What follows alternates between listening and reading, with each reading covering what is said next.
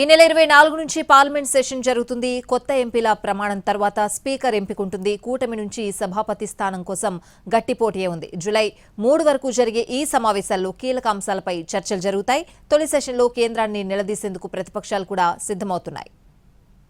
కొత్తగా ఎన్నికైన ఎంపీలతో 18వ లోక్సభ ఈ నెల 24న తొలిసారి కొలువుదీరనుంది. జూన్ 24, 25 తేదీల్లో కొత్తగా ఎన్నికైన ఎంపీల ప్రమాణ స్వీకార కార్యక్రమం ఉంటుంది. లోక్సభ సభ్యులంతా ప్రమాణం చేసేసరికి 2 రోజులు పడుతుంది. కొత్త స్పీకర్ ఎంపిక చేసే వరకు ప్రొటెం స్పీకర్ చైర్లో ఉంటారు. సభ్యుల్లో సీనియర్ అయిన వారిని ప్రొటెం స్పీకర్గా నియమిస్తారు. వారి సమక్షంలోనే సభ్యులు ప్రమాణం చేస్తారు. ఈ నెల 26న స్పీకర్ ఎంపిక ఉంటుందని పార్లమెంటు వర్గాలు చెబుతున్నాయి. సభాపతి స్థానాన్ని ఎవరికిస్తారు అనే దానిపై చర్చ జోరుగా నడుస్తోంది. చైర్ కోసం కూటమి నుంచి గట్టి పోటీయే ఉంది.